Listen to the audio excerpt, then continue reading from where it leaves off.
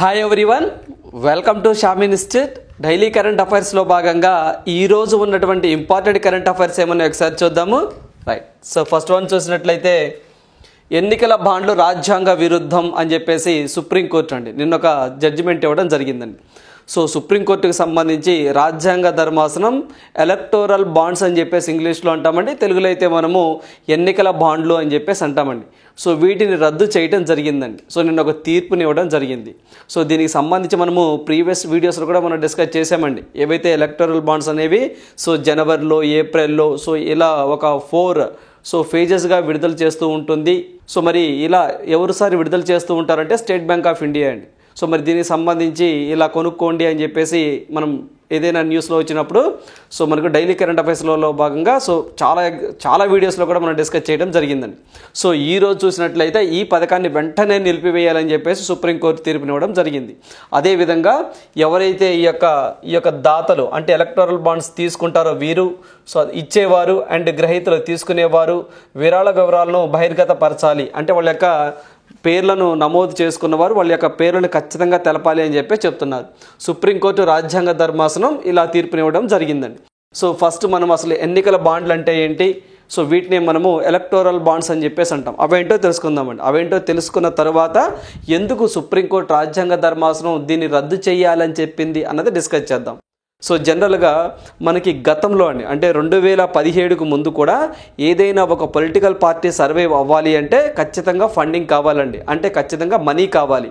So ఆ money ఎలా సేకరించేవారు గతంలో, సో ఏవైనా కొన్ని కార్పొరేట్ సంస్థల ద్వారా ఇలా సేకరిస్తూ ఉండేవారు. అంటే ఒక పార్టీకి సంబంధించి ఏదైనా సభ పెట్టాలనుకోండి, మరి ఆ సభ పెట్టాలి అంటే ఖచ్చితంగా అమౌంట్ అవుతుంది కదా. మరి పొలిటికల్ పార్టీస్కి ఫండింగ్ ఎలా వస్తుంది సార్ అంటే ఎవరైనా డొనేషన్ చేస్తే వస్తుంది. అయితే అలా కొంత హవాలా ట్రాన్సాక్షన్స్ అంటే ఇల్లీగల్ మనీ కూడా పొలిటికల్ పార్టీకి అందుతుంది అని చెప్పేసి సో గతంలో కొన్ని ఆరోపణలు ఉన్నాయి. సో అందువల్ల ఏదైతే ఎలక్టోరల్ బాండ్స్ అని చెప్పేసి 2018లో ఈ యొక్క పథకాన్ని తీసుకురావడం జరిగిందండి, ఈ స్కీమ్ని తీసుకురావడం జరిగింది. సో మరి ఈ 2018లో సో ఏం చేశారు సార్ అంటే ఈసారి కూడా ఏవైతే పొలిటికల్ పార్టీకి ఫండింగ్ ఇచ్చేటువంటి సంస్థలు కానివ్వండి, ఫండింగ్ ఇచ్చేటువంటి వ్యక్తులు కానివ్వండి, సో వాళ్ళు ఫిజికల్ ఫార్మేట్లో అంటే లిక్విడిటీ క్యాష్ కాకుండా అంతా కూడా త్రూ ఆన్లైన్ ద్వారా ఇవ్వాలి అని చెప్పేసి చెప్పారండి. అంటే మనకి ఆన్లైన్లో ట్రాన్సాక్షన్ జరిగినాయి అనుకోండి, ట్రాన్స్పరెన్సీగా ఉంటుంది కదా. మెయిన్గా సో ట్రాన్స్పరెన్సీ, పారదర్శకత కోసం ఈ యొక్క స్కీమ్ని తీసుకురావడం జరిగింది 2018లో. అంటే ఈ స్కీమ్లో భాగంగా ఇదిగోండి మీరు పిక్లో చూస్తూ ఉన్నారు. సో ఇలా ఒక ఎన్నికల బాండ్ అని చెప్పేసి ఉంటుందండి, ఒక బాండ్ ఉంటుందన్నమాట. సో ఇక్కడ మీరు చూస్తూ ఉన్నారు ఒక బాండ్ ఉంటుందంట. సో ఈ బాండ్ మీద ఏముంటుంది సార్ అంటే సో ఏదైతే మీరు ఎంత డొనేట్ చేయాలనుకుంటున్నారు, ఫర్ ఎగ్జాంపుల్ ఒక పర్సన్ ఎక్స్ అనే పర్సన్ బీజేపీ పార్టీకి లేదా కాంగ్రెస్ పార్టీకి సో ఒక 10,000 రూపీస్ డొనేట్ చేయాలనుకుంటున్నాడండి. సో ఈ 10,000 రూపీస్ అండ్ వ్యాలిడిటీ డేట్ అండి, అంటే ఈరోజు ఆ ఎన్నికల బాండ్ కొన్నటువంటి ఏదైతే మనకి ఎలక్టోరల్ బాండ్స్ అంటామో సో డేట్ ఉంటుందండి. సో దీన్ని పర్చేస్ చేశాడండి. ఎక్కడి నుంచి పర్చేస్ చేశాడండి? స్టేట్ బ్యాంక్ ఆఫ్ ఇండియా నుంచి పర్చేస్ చేశాడండి. సో ఇతను పర్చేస్ చేసిన నుండి అంటే కొన్న దగ్గర నుంచి 15 days లోపు ఏదైతే మనకి 15 days లోపు సో ఇతను కొంటాడు కదా, బ్యాంక్ దగ్గర నుంచి ఎలక్టోరల్ బాండ్ తీసుకుంటారు కదా, ఆ బాండ్ని ఆయన పొలిటికల్ పార్టీకి ఇస్తారు. ఆయన బీజేపీ పార్టీకి ఇచ్చాడండి. సో ఆ వ్యక్తి బీజేపీ పార్టీకి ఇచ్చాడు. మరి బీజేపీ పార్టీ ఏం చేయాలి? వితిన్ 15 daysలో, సో ఈ డేట్ చాలా ఇంపార్టెంట్, వితిన్ 15 daysలో సో మళ్ళీ అది బ్యాంకుకి సబ్మిట్ చేస్తే అప్పుడు ఆ అమౌంట్ ఆ బీజేపీ పార్టీ సో పార్టీ మీద ఒక అకౌంట్ ఓపెన్ చేస్తారండి, ఆ అకౌంట్లోకి ట్రాన్స్ఫర్ అవుతాయి. అంటే ఆ అమౌంట్ ఎక్కడి నుంచి వచ్చిందో సో బ్యాంకుకి తెలిసిపోయింది. అంటే ట్రాన్స్పరెన్సీ కోసం అండి, పలానా వ్యక్తి ఇచ్చారండి. కానీ అవి బ్యాంకుకి వివరాలు తెలుస్తాయండి, కానీ బహిర్గతం చేయకూడదని కండిషన్ ఉందండి. మరి ఇలా చేస్తూ ఉన్నప్పుడు అంటే మరి సార్ మరి ఇక్కడ బ్యాంకు దగ్గర డీటెయిల్స్ వాళ్ళు సబ్మిట్ చేయాలా అంటే ఎస్, వాళ్ళ కేవైసీ, వాళ్ళ పాను, వాళ్ళ ఆధార్ మొత్తం సబ్మిట్ చేయాలండి. కాకపోతే కండిషన్ అప్లై 20,000 లోపు ఉన్నటువంటి డొనేషన్స్ ఏవైతే ఉన్నాయో సో 20,000 కంటే తక్కువ ఉన్న డొనేషన్స్ ఏవైతే ఉన్నాయో వాటికి ఎటువంటి కేవైసీ కానివ్వండి, ఎటువంటి పాన్ కార్డు కానివ్వండి, ఎటువంటి సో మెన్షన్ పేరు కూడా పెట్టవలసిన అవసరం లేదండి, పేరు కూడా అవసరం లేదు. బ్యాంకుకి ఎటువంటి సో వివరాలు చెప్పవలసిన అవసరం లేదు. ఒకవేళ 20,000 దాటితే సో 20,000 దాటితే అప్పుడు బ్యాంకుకి సో ఆ యొక్క వ్యక్తి యొక్క వివరాలను సమర్పించాలి. కానీ ఈ బాండ్ మీద ఏ వ్యక్తి పేరు ఉండదండి మళ్ళీ. సో ఏ వ్యక్తి పేరు ఉండదు. సో వీటి బాండ్ మీద ఏ వ్యక్తి పేరు ఉండదండి, కాకపోతే డీటెయిల్స్ బ్యాంక్ దగ్గర ఉంటాయి అంతే. సో ఈ బాండ్ మీద పలానా ఎక్స్ అనే వ్యక్తి తీసుకున్నాడని, పలానా కార్పొరేట్ సంస్థ అని సో ఎక్కడా కూడా ఉండదు. సో ఇలా ఉండటం వల్ల ఎక్కువగా అధికార పార్టీకే ఇలా ఫండింగ్స్ ఎక్కువగా వెళ్ళిపోతుంది అని చెప్పేసి, వీటిల్లో కూడా అవకతవకలు ఉన్నాయని చెప్పేసి సో కొంతమంది సుప్రీంకోర్టును ఆశ్రయించడం జరిగిందండి. సో దీని మీద సుప్రీంకోర్టు ఆఫ్ ఇండియా సో నిన్న రాజ్యాంగ ధర్మాసనం ఈ యొక్క ఎన్నికల బాండ్లో కొంచెం అవకతవకలు ఉన్నాయి, సో ఇది చెల్లదు అని చెప్పేసి స్టేట్మెంట్ ఇవ్వడం జరిగింది. మరి ఆ రాజ్యాంగ ధర్మాసనానికి నేతృత్వం వహించింది ఎవరు?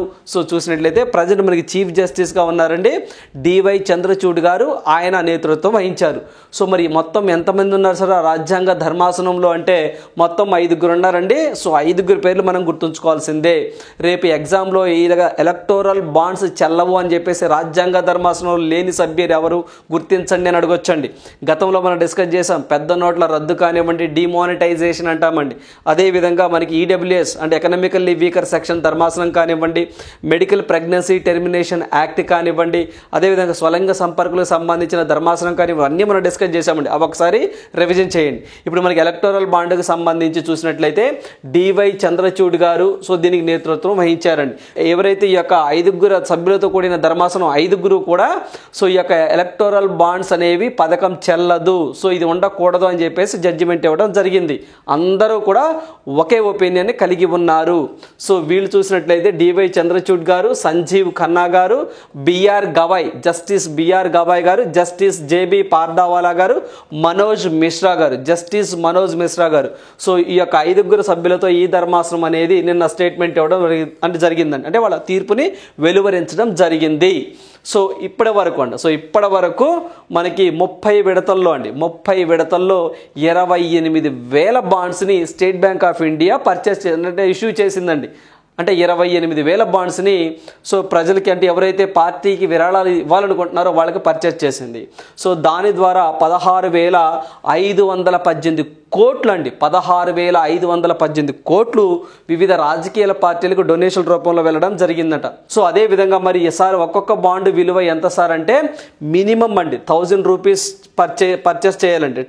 1000 రూపీస్, 10,000 అని చెప్పేసి వీటి మల్టిపుల్స్ మల్టిపుల్స్ అనమాట. 1,00,000, సో అదేవిధంగా 10 lakhs అని, సో 1 crore అండి, 1 crore అండ్ మల్టిపుల్స్ అండి.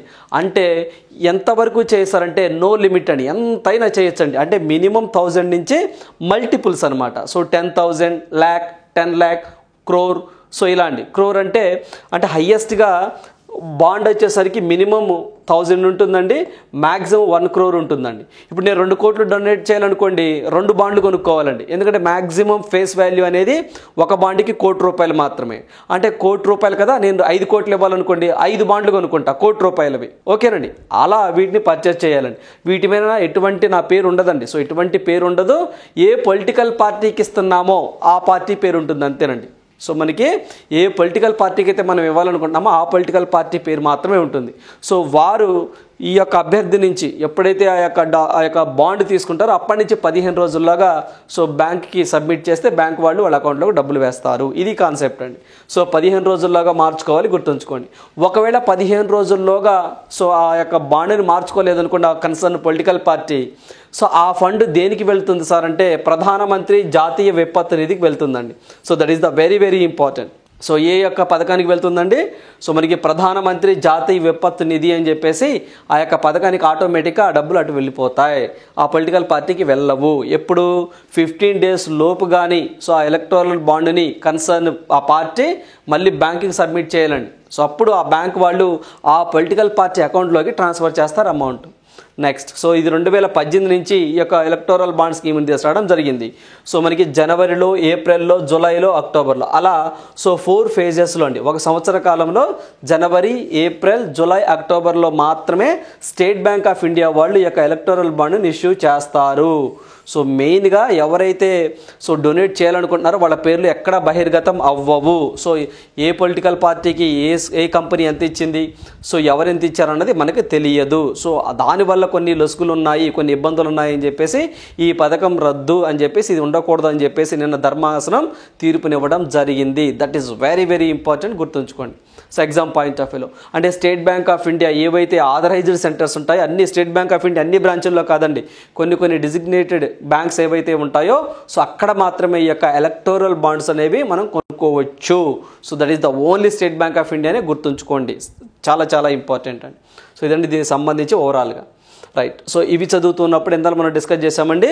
సో మళ్ళీ చెప్తున్నాను, ఇందాల ఈ యొక్క రాజ్యాంగ ధర్మాసనం ఏవైతే స్టేట్మెంట్ ఇచ్చింది, ఇలా కొన్ని గతంలో అండి డిమానిటైజేషన్ కానివ్వండి, అదేవిధంగా ఈడబ్ల్యూఎస్ ఎకనామికల్లీ వీకర్ సెక్షన్స్ కానివ్వండి, మెడికల్ ప్రెగ్నెన్సీ టెర్మినేషన్ యాక్ట్ కానివ్వండి, అదేవిధంగా మనకి ఇటీవల కాలంలో స్వలింగ సంపర్కుల మీద గే మ్యారేజెస్ మీద కానివ్వండి ధర్మాసనాలు ఏర్పాటు చేశారండి. సో ఇలాంటి ధర్మాసనాలు ఉన్నప్పుడు ఆ ధర్మాసనంలో మొత్తం ఎంతమంది సభ్యులు ఉన్నారు, ఎవరు దానికి నేతృత్వం వహించారు, ఇలాంటివి కూడా ఎగ్జామ్లో అడుగుతున్నారు. Please remember that. నిన్న కూడా కరెంట్ అఫైర్స్లో డిస్కస్ చేసాం. మొత్తం జాతీయ హోదా పొందినటువంటి రాజకీయ పార్టీలు ఎన్ని ఉన్నాయి సార్ అంటే మన భారతదేశంలో 6 ఉన్నాయండి. లాస్ట్గా ఆమ్ ఆద్మీ పార్టీ లాస్ట్గా మనకి ఈ యొక్క జాతీయ హోదాను పొందినటువంటి పొలిటికల్ పార్టీగా ఉన్నది. Please remember that. Right. So next one చూద్దాం. సో నెక్స్ట్ వన్ చూసినట్లయితే అన్నవరం రైల్వే స్టేషన్కు ఈ ట్రైట్ సర్టిఫికేట్ రావడం జరిగిందండి. సో మీ అందరికీ తెలిసిందే అన్నవరం అని చెప్పేసి అంటామండి. సో మనకి ఈ యొక్క అన్నవరం రైల్వే స్టేషన్ ఆంధ్రప్రదేశ్లో ఉంటుందండి. ఈ ట్రైట్ స్టేషన్ సర్టిఫికేట్ను పొందడం జరిగింది.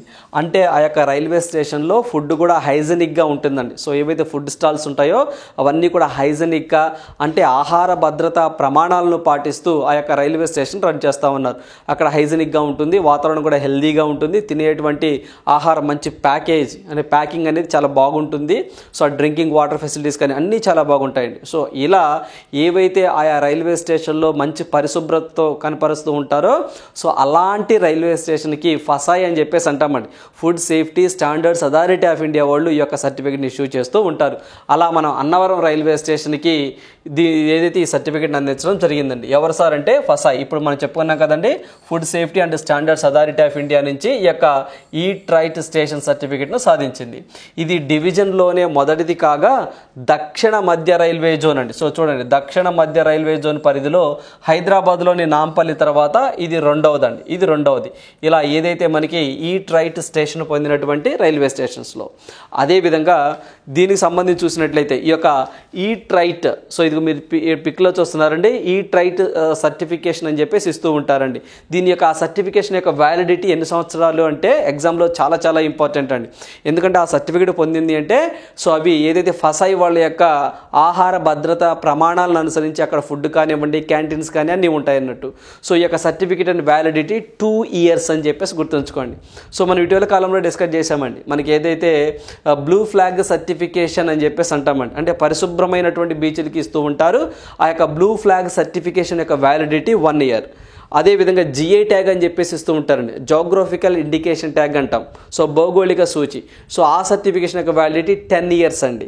అలా ఈ ట్రైట్ రైల్వే స్టేషన్ సర్టిఫికేట్ 2 years గుర్తుంచుకోండి. అదేవిధంగా మనకి గతంలో మనం డిస్కస్ చేసామండి, ఏదైతే మనకి విజయవాడ రైల్వే స్టేషన్ ఉంటుందో దీనికి ఇండియన్ గ్రీన్ బిల్డింగ్ కౌన్సిల్ అని చెప్పేసి వీళ్ళు ఒక సర్టిఫికేట్ ఇవ్వడం జరిగిందని చెప్పేసి కూడా మనం డిస్కస్ చేసాం, గుర్తుంచుకోండి.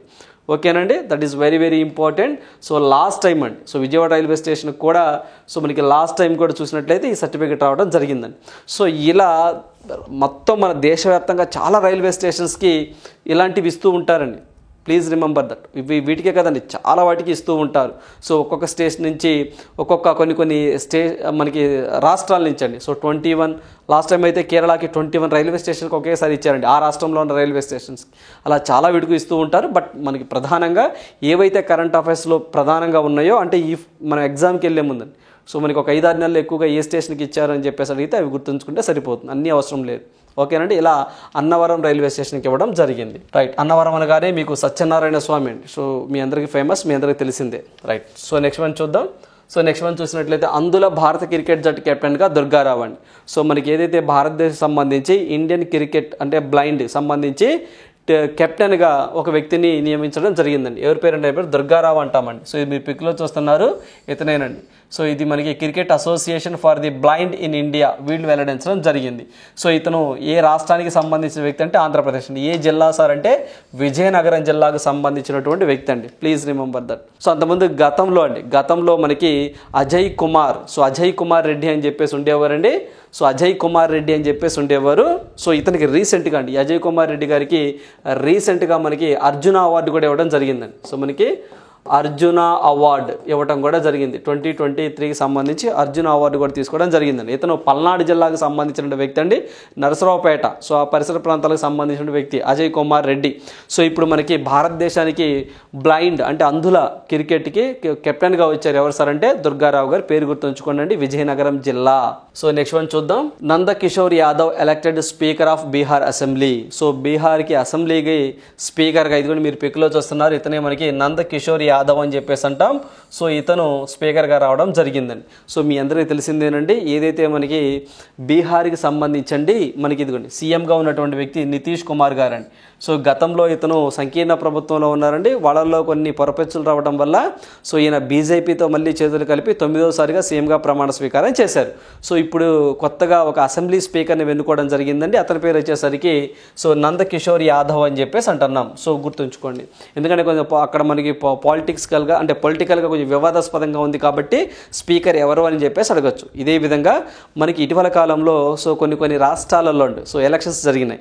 సో ఆ ఎలక్షన్కి సంబంధించి మనం సీఎంలు డిస్కస్ చేశామండి. లైక్ గుజరాత్ ఏదైతే మనకి తెలంగాణకు సంబంధించి రేవంత్ రెడ్డి గారు అని చెప్పేసి, రాజస్థాన్కి సంబంధించి భజన్లాల్ శర్మ అని చెప్పేసి, మధ్యప్రదేశ్కి సంబంధించి మోహన్ యాదవ్ అని చెప్పేసి ఇలా మనం డిస్కస్ చేశామండి. సో వివిధ రాష్ట్రాల్లో ఉన్నటువంటి సో ఇంపార్టెంట్ కొంతమంది స్పీకర్స్ అండి, ఇటీవల కాలంలో ఉన్నటువంటి స్పీకర్స్ని కొంతమందిని చూద్దామండి ఎగ్జామ్ పాయింట్ ఆఫ్ వ్యూలో. సో ఇక్కడ మనం చూస్తుంటే జార్ఖండ్ అండి. సో మనకి జార్ఖండ్, సో ఎందుకు సార్ మనం జార్ఖండ్ స్పీకర్ గురించి మాట్లాడుకుంటున్నామంటే మీ అందరికీ తెలిసిందే, జార్ఖండ్కి సంబంధించి ఏదైతే హేమంత్ సోరెన్ గారు ఉన్నారో హేమంత్ సోరెన్ గారి మీద ఈడీ దాడులు జరగడం జరిగింది. సో అందువల్ల అతను సీఎం పదవికి రాజీనామా చేయడం జరిగింది. సో ఆ తర్వాత మనకి చంపాయి సోరెన్ అని చెప్పేసి వచ్చారు.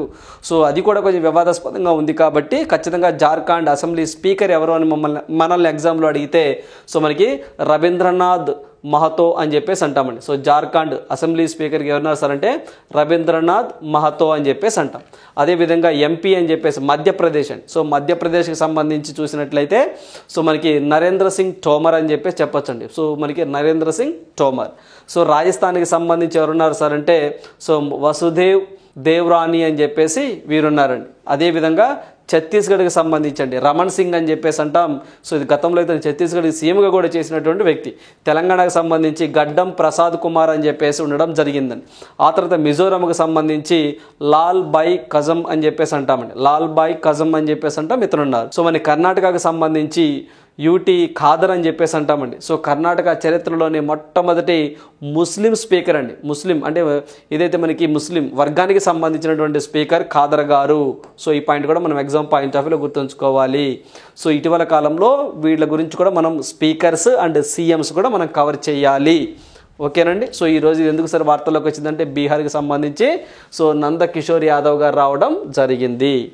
బీహార్ అనగానే మీ అందరికీ తెలిసిందేనండి, మన భారతదేశంలో ఇండిపెండెన్స్ తర్వాత స్వతంత్రం వచ్చిన తర్వాత కాస్ట్ సెన్సస్ ఏదైతే కులగణన ఉంటుందో దాన్ని చేపట్టిన మొట్టమొదటి రాష్ట్రం కూడా బీహారే.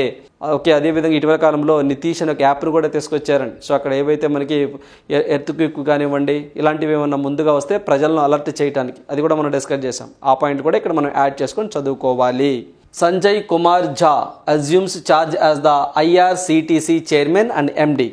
మనకి ఏదైతే ఐఆర్సిటిసి అని చెప్పేసి అంటామో ఐఆర్సిటిసి అండి. సో దీనికి చైర్మన్ అండ్ ఎండీగా మనకి సంజయ్ కుమార్ గారు సో ఛార్జీ తీసుకోవడం జరిగిందని చెప్పేసి చెప్పడం జరిగిందండి. గతంలో కూడా ఇతని గురించి మనం డిస్కస్ చేసామండి. సో రాబోతున్నారు అని చెప్పి సో దీనికి సంబంధించిన ఛార్జీ తీసుకోవడం జరిగిందండి. సో అందువల్ల ఐఆర్సిటిసికి చైర్మన్గా ఎవరు వచ్చారంటే సంజయ్ కుమార్ జైన్ అని చెప్పేసి అంటాం, ఇతను రావడం జరిగింది. అదేవిధంగా ఇక్కడ మనకి ఐఆర్సిటిసి ఫుల్ ఫామ్ చూద్దామండి. So Indian Railway Catering and Tourism Corporation అని చెప్పేసి అంటామండి. ఏమంటామండి?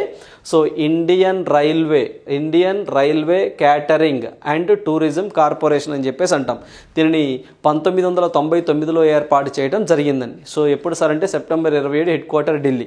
It is a statutory body, ఇది ఒక చట్టబద్ధమైన సంస్థ. సో అది కూడా ఇక్కడ మనం యాడ్ చేసుకొని చదువుకోవాలి. సో ఇటీవల కాలంలో ఎవరైనా ఇలాంటి వ్యక్తులకండి కొన్ని ఆర్గనైజేషన్స్కి వచ్చినప్పుడు మనము వాళ్ళ పేర్ల గురించి కూడా మనం చదువుకోవాలండి. సో ఐఆర్సిటీస్ అనగానే మీకు ఒక వ్యక్తి పేరు గుర్తు రావాలండి. ఏంటి సార్ అంటే కన్ఫర్మ్ టికెట్ అని చెప్పేసి ఒక యాప్ ఉంటుందండి. దానికి బ్రాండ్ అంబాసిడర్గా రాణా గారు ఉండడం జరిగింది. రాణా గారండి. రైట్. సో నెక్స్ట్ వన్ చూద్దాం. సో నెక్స్ట్ వన్ చూసినట్లయితే 3 సావనీర్ నాణ్యాల విడుదల అయోధ్య బొమ్మతో 1 అని చెప్పేసి అంటున్నారండి. ఏదైతే మనకి ఒక 3 నాణ్యాలను విడుదల చేయడం జరిగిందండి. ఆ 3 నాణ్యాలలో ఒకటి అయోధ్య బొమ్మతో, అంటే అయోధ్య యొక్క రామ్లాల్ అని చెప్పేసి అంటామా, అయోధ్య మందిర్. సో దానితో ఉన్నటువంటి ఆ 3 అది కూడా ఒక నాణ్యంగా ఉంది అని చెప్పేసి అంటున్నారు. దీన్ని ఆర్థిక మంత్రి నిర్మలా సీతారామన్ గారు ఈ యొక్క నాణ్యాలను విడుదల చేయడం జరిగింది, గుర్తుంచుకోండి.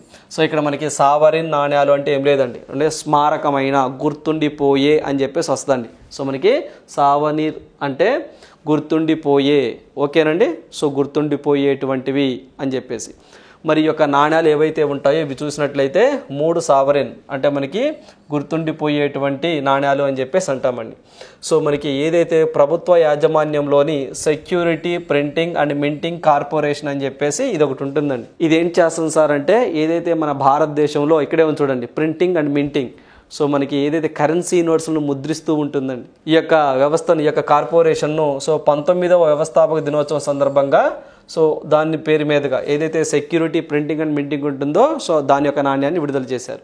అదేవిధంగా బుద్ధుని జ్ఞానోదయానికి సంబంధించి దాన్ని ఖడ్గ మృగంతో కూడినటువంటి మరో నాణ్యాన్ని విడుదల చేయడం జరిగిందండి. So please remember that. So ఏదైతే మనకి ఎందుకు సార్ ఈ యొక్క నాణ్యాలంటే ఒకటేమో బుద్ధుడి జ్ఞానోదయానికి సంబంధించినటువంటి ఒక నాణ్యం, ఖడ్గమృగంతో బొమ్మతో కూడినటువంటి మరొక నాణ్యం, ఇంకోటి వచ్చేసరికి అయోధ్య బొమ్మతో కూడిన ఒక నాణ్యం. ఈ 3 నాణ్యాలు ఎందుకు సార్ విడుదల చేశారు అంటే ఇదిగోండి.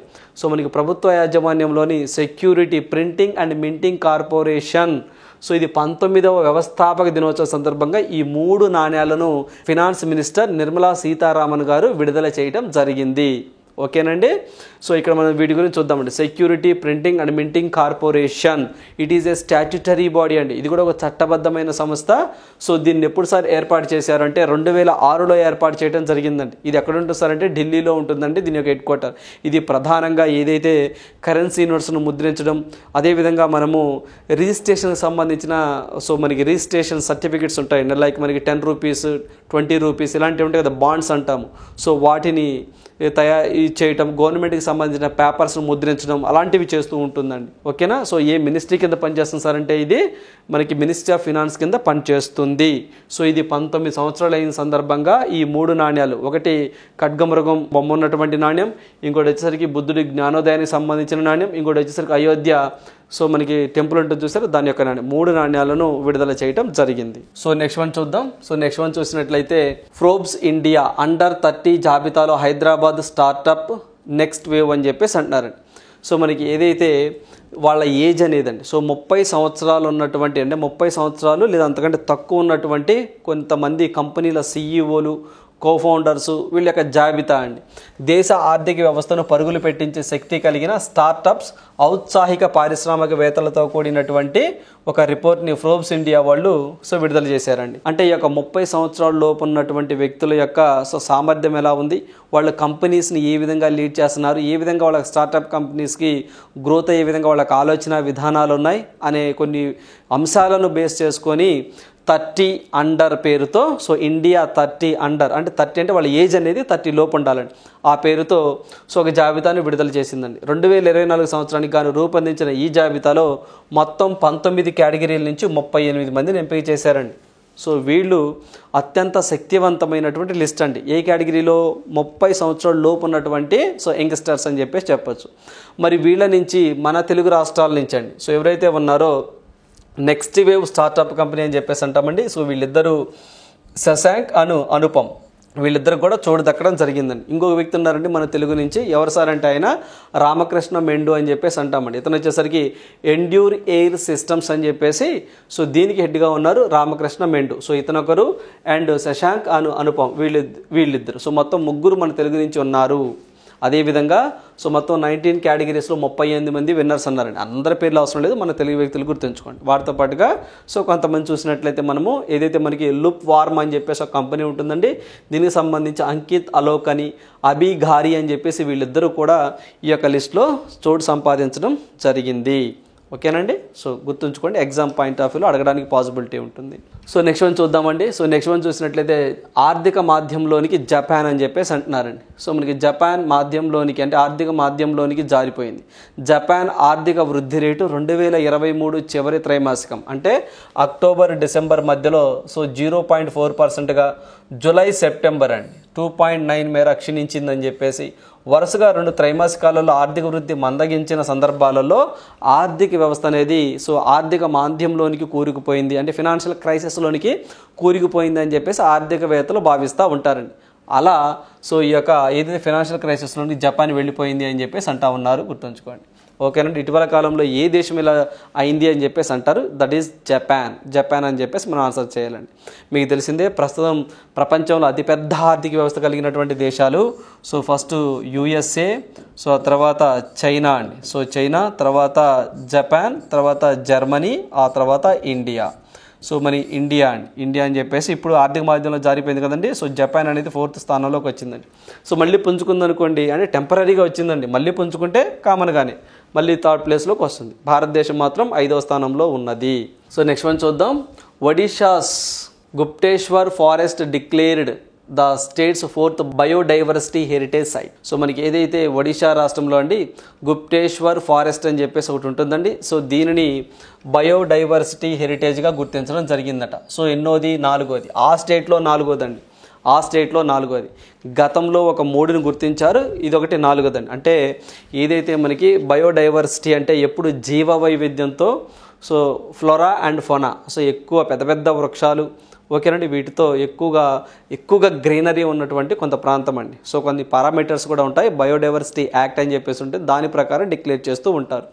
మరి ఇలా మనకి ఒడిషాలో ఏంటంటే అది గుప్తేశ్వర్ ఫారెస్ట్ అని చెప్పేసి దీన్ని డిక్లేర్ చేశారండి. గతంలో ఒక 3ని డిక్లేర్ చేశారంటే అవి కూడా ఏంటో చూద్దాం. సో మనకి గతంలో అండి మండా సారవ్ అని చెప్పేసి అంటామండి, ఇదొక ఫారెస్ట్, ఇదొక బయోడైవర్సిటీగా గుర్తించారు. అదేవిధంగా మహేంద్రగిరి అని చెప్పేసి ఈ ఫారెస్ట్ని ఒక దాన్ని బయోడైవర్సిటీగా గుర్తించారు. అదేవిధంగా గంధమార్దన్ అని చెప్పేసి అంటామండి. సో మనకి గంధమార్దన్ అని చెప్పేసి అంటాం, ఇదొకటి. సో ఈ 3ని కూడా గతంలో అంటే ఇవన్నీ కూడా ఫారెస్ట్ రిజర్వ్స్ అండి, వీటిని బయోడైవర్సిటీస్గా గుర్తించారు. ఓకేనా అండి, రైట్. సో ఇందాక మనం చూసినట్లయితే బయోలాజికల్ డైవర్సిటీ యాక్ట్ ఎప్పుడు వచ్చింది సార్ అంటే 2002లో వచ్చిందండి. సెక్షన్ 37 సబ్ క్లాస్ 1 ప్రకారము ఒక ఫారెస్ట్ రిజర్వ్ని సో బయోలాజికల్ డైవర్సిటీగా గుర్తిస్తూ ఉంటారు. అంటే అక్కడ వైవిధ్యం అనేది, జీవ వైవిధ్యం అనేది చాలా ఎక్కువగా ఉంటుందండి, సెన్సిటివ్గా ఉంటుందన్నమాట. వాటిని డిస్టర్బ్ చేయకూడదు. వాటిని డిస్టర్బ్ చేశాము అంటే పర్యావరణానికి హాని కలుగుతుందన్నమాట. సో దానివల్ల మానవ ప్రమాదాలు కూడా ఏర్పడతాయి. ఓకేనండి. సో వాటిని డిస్టర్బ్ చేయకూడదు. అక్కడ చెట్లు నరకటం కానివ్వండి, సో అక్కడ ఇల్లీగల్ యాక్టివిటీస్ చేయటం కానివ్వండి, అవన్నీ కూడా నిషేధం.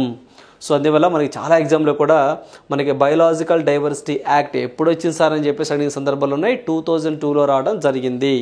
సో మన భారతదేశంలో 2024 సో జనవరి నాటికి మొత్తం ఎన్ని ఈ యొక్క బయోలాజికల్ డైవర్సిటీస్ ఉన్నాయి సార్ అంటే 44 ఉన్నాయండి. 44 biological heritage sites in India. మొత్తం 44 బయోడైవర్సిటీ సో హెరిటేజ్ సైట్స్ అనేవి మన భారతదేశంలో ఉన్నాయి. సో ఈ పాయింట్ ఒకటి గుర్తుంచుకోండి అండి. రీసెంట్గా మనకి ఒడిషాలో చేశారు కదా, ఏంటి ఆ యొక్క బయోలాజికల్ డైవర్సిటీ అని చెప్పేసి అని అడుగుతారు. సో ఆ యొక్క బయోడైవర్సిటీ ఏంటి సార్ అంటే దట్ ఈజ్ సో మనకి గుప్తేశ్వర్ ఫారెస్ట్ అని చెప్పేసి అంటాం, గుర్తుంచుకోండి. సో ఒడిషా అనగానే మనకి ఎగ్జామ్ పాయింట్ ఆఫ్ వ్యూ మీ అందరికీ తెలిసిందేనండి. ఒడిషా అనగానే మనకి జగన్నాథ టెంపుల్ అని చెప్పేసి ఏదైతే పురిలో అండి రథయాత్ర జరుగుతుందండి, కోణార్క్ సన్ టెంపుల్ అని చెప్పేసి అంటాం, చందన యాత్ర. ఓకేనండి, ఇవన్నీ కూడా అక్కడ బాగా ఫెస్టివల్స్ అండి. చందన యాత్ర ఫెస్టివల్, సో మనకి రథయాత్ర ఫెస్టివల్ కానివ్వండి, ఇవన్నీ కూడా బాగా ఇంపార్టెంట్ ఫెస్టివల్స్ అండి. అదేవిధంగా అక్కడ మనకి Jagannath temple, Konark sun temple బాగా ఫేమస్ అండి. కొనార్క్ సన్ టెంపుల్, దీన్ని మన బ్లాక్ పగోడా ఆఫ్ ఇండియా అని చెప్పేసి అంటాం. అదేవిధంగా మనకి జగన్నాథ టెంపుల్, అక్కడే పూరి రథయాత్ర కూడా జరుగుతుంటుంది. దాన్ని ఏదైతే ఆ ప్రాంతాన్ని ఆ టెంపుల్ని వైట్ పగోడా ఆఫ్ ఇండియా అని చెప్పేసి అంటాం. మీ అందరికీ తెలిసిందే నవీన్ పట్నాయక్ గారు ఒడిషా సీఎంగా ఉన్నారండి. సో ఆయన ఇప్పుడు మనకి ప్రజెంట్ అనేది మన భారతదేశంలో లాంగెస్ట్ సీఎంగా అంటే టెన్యూర్గా ఉన్నటువంటి వ్యక్తుల్లో 2వ ప్లేస్లో ఉన్నారు. ఫస్ట్లో మనకి సిక్కింకి సంబంధించి పవన్ కుమార్ చామ్లింగ్ ఉన్నారు, ఆ తర్వాత ఇతనే ఉన్నారు. సో రీసెంట్గా మనకి ఏదైతే JWS అనే కంపెనీ కూడా 40,000 కోట్లతో మేము ఇదొక ఎలక్ట్రికల్ వెహికల్స్ ప్లాంట్ని జార్ఖండ్లోనే ఏర్పాటు చేయబోతున్నామని జార్ఖండ్తో MOU చేసుకోవడం జరిగింది. అదేవిధంగా PDS ఏదైతే మనకి పబ్లిక్ డిస్ట్రిబ్యూషన్ సిస్టంలో భాగంగా సో మనకి 1000 రూపీస్ మేము వేస్తాము అని చెప్పేసి కూడా నవీన్ పట్నాయక్ గారు చెప్పడం జరిగిందని చెప్పేసి మనం 2 డేస్ క్రితం కూడా కరెంట్ అఫైర్స్లో డిస్కస్ చేయడం జరిగింది. సో ఆ పాయింట్స్ కూడా ఇక్కడ మనకి గుర్తుండాలి. ఓకేనండి. So that is very very important. So check list ఇది ఒకసారి చూసినట్లయితే దాదా సాహెబ్ ఫాల్కే అవార్డును 1969లో ఏర్పాటు చేయడం జరిగింది. 53వ దాదా సాహెబ్ ఫాల్కే అవార్డును 2021 సంవత్సరానికి గాను వహీదా రెహమాన్కు ప్రదానం చేయడం జరిగింది. ఈ వహీదా రెహమాన్ అండి సో యాక్ట్రెస్ అండి. ఈమె ఎక్కడ సార్ జన్మించారు అంటే తమిళనాడు స్టేట్కి సంబంధించిన ఆమె. సో అప్పట్లో మనకి మెడ్రాస్ తమిళనాడు అని చెప్పేసి అంటామండి, తమిళనాడు. అంతకుముందు 52 అనుకోండి మనకి గుజరాత్కి సంబంధించి ఆశా పరేఖ్ అని చెప్పేసి అంటామండి. ఆమె తీసుకోవడం జరిగింది. సినిమా రంగంలో విశేష సేవ చేసిన వారికి అవార్డ్స్ ఇస్తూ ఉంటారు. అయితే 52వ దాదా సాహెబ్ ఫాల్కే అవార్డు 2020 సంవత్సరానికి గానికి 2020 గాను ఆశా పరేఖ్ ప్రదానం చేయడం జరిగిందండి. ఈమె గుజరాత్ స్టేట్కి సంబంధించినటువంటి ఆమె అండి, గుజరాత్. సో ఇక్కడ మనం చూసినట్లయితే సో 50వ దాదా సాహెబ్ ఫాల్కే అయితే మాత్రం అమితాబ్ బచ్చన్ గారికి ఇచ్చారండి. సో అమితాబ్ బచ్చన్ గారికి ఇచ్చారు. 51వది అయితే మాత్రము రజనీకాంత్ గారికి ఇచ్చారండి. సో మనకి రజనీకాంత్ గారికి ఇవ్వడం జరిగింది. సో ఆ తర్వాత మనకి 52 వచ్చేసరికి ఆశా పరేఖ్ గారికి ఇవ్వడం జరిగింది. ఆ తర్వాత 53 వచ్చేసరికి మనకి లాస్ట్ ఇయర్ ప్రదానం చేశారండి 2021కి సంబంధించండి. సో మనకి వహీదా రెహమాన్ గారికి ఇవ్వడం జరిగింది. సో దీనికి క్యాష్ ప్రైజ్ అండి సో అంటే 2021 వరకు కూడా అంటే లాస్ట్ రిసిపియంట్కి కూడా 10 lakhs ఏనండి, 10 లక్షలు అనేది క్యాష్ ప్రైజ్గా ఉంది, 10 lakhs అండి. సో కానీ ఇటీవల కాలంలో దీన్ని ఇంక్రీజ్ చేశారండి. సో ఎంతగా చేశారు సార్ అంటే 15 lakhsకి చేయడం జరిగిందండి. సో 15 lakhs 15 లక్షలు. సో ఈసారి నుంచి అంటే మనకి 2021 సంవత్సరానికి 2022 సంవత్సరానికి 2023 సంవత్సరానికి అనౌన్స్మెంట్ చేస్తే క్యాష్ ప్రైజ్ ఎంత ఇస్తారు సార్ అంటే 15 లక్షలు ఇస్తారు. సో నేషనల్ ఫిలిం అవార్డ్స్లో భాగంగా ఈ అవార్డుని ప్రజెంట్ చేస్తారు. ఎవరు సార్ ఇస్తారు అంటే ప్రెసిడెంట్ గారి చేతుల మీదుగా ఈ యొక్క అవార్డు అందిస్తూ ఉంటారు. సినిమా రంగంలో విశేష సేవ చేసిన వారికి దాదా సాహెబ్ ఫాల్కే అవార్డు ఇస్తారండి. ఎవరు సార్ ఈ దాదా సాహెబ్ ఫాల్కే అంటే ఇతను హరిశ్చంద్ర అని చెప్పేసి ఏదైతే మనకి ఒక మూకీ మూవీని తీయడం జరిగిందండి. సో 1913లో మహారాష్ట్రలో. సో అప్పటి నుంచి ఆయన ఫాదర్ ఆఫ్ ఇండియన్ సినిమా అని చెప్పేసి అంటారు. ఆయన ఒరిజినల్ పేరు వచ్చేసరికి దుండిరాజ్ గోవింద్ ఫాల్కేల్ అండి. ఈ అవార్డు తీసుకున్న మొట్టమొదటి వ్యక్తి ఎవరు సార్ అంటే సో మనకి మొట్టమొదటి మహిళ అండి. సో చూసినట్టయితే రోరిచ్ అని చెప్పేసి అంటామండి. రోరిచ్ మీన్స్ సో మనకి సో అవార్డు తీసుకున్న మొట్టమొదటి మహిళ ఎవరు సార్ అంటే దేవికా రాణి రోరిచ్ అని చెప్పేసి అంటామండి, లేదా దేవికా రాణి చౌదరి అని కూడా అంటాము. ఆమె తీసుకోవడం జరిగింది ఫస్ట్ టైం. ఓకేనండి. ఆ దేవికా రాణి గారినే మనము లేడీ ఆఫ్ ఇండియన్ సినిమా అని చెప్పేసి కూడా అంటాం. సో దీని క్యాష్ ప్రైజ్ ఇటీవల కాలంలో పెంచడం జరిగింది, 15 lakhs చేయడం జరిగింది. క్వశ్చన్ ఫర్ యూ, ఈ ప్రశ్న మీకోసమే. న్యూఢిల్లీ వరల్డ్ బుక్ ఫెయిర్ 2024కు గౌరవ అతిథిగా ఏ దేశం ఎంపికైంది అంటున్నారండి. మనకి ఏదైతే మన భారతదేశంలో న్యూఢిల్లీలో జరిగే వరల్డ్ బుక్ ఫెయిర్ అని చెప్పి జరగబోతుందండి. సో దానికి గౌరవ అతిథిగా ఏ దేశం ఎంపికైంది సార్ అంటే దట్ ఈజ్ సౌదీ అరేబియా ఎంపిక అవడం జరిగిందండి. సౌదీ అరేబియా ఎంపిక అవడం జరిగింది. అంటే ఏం లేదండి, చీఫ్ గెస్ట్గా మనం ఆ కంట్రీని ఇన్వైట్ చేస్తాం అంతే. ఓకేనండి. ఆ ఈవెంట్ జరిగినప్పుడు జస్ట్ సౌదీ అరేబియాని మనం గౌరవ అతిథిగా ఇన్వైట్ చేస్తాం, లైక్ దట్. ఓకేనండి, రైట్. సో ఇవ్వండి ఈరోజు ఉన్నటువంటి ఇంపార్టెంట్ కరెంట్ అఫైర్స్. సో మనం ప్రతిసారి చెప్తూనే ఉంటామండి. సో ఏదైతే మన ఈ వీడియోస్ రూపంలో మన కరెంట్ అఫైర్స్ అందిస్తూ ఉన్నాం, యాజ్ వెల్ యాజ్ మీకు ఫ్రీగా PDF రూపంలో అండి. సో మన శ్యామ్ ఇన్స్టిట్యూట్ టెలిగ్రామ్ ఛానల్లో so Telugu medium and English medium సపరేట్గా మీకు కరెంట్ అఫైర్స్ అందించడం జరుగుతుంది. సో దయచేసి ఆ యొక్క అవకాశాన్ని కూడా ఆపర్చునిటీస్ని కూడా ఉపయోగించుకోండి. So thank you, all the best.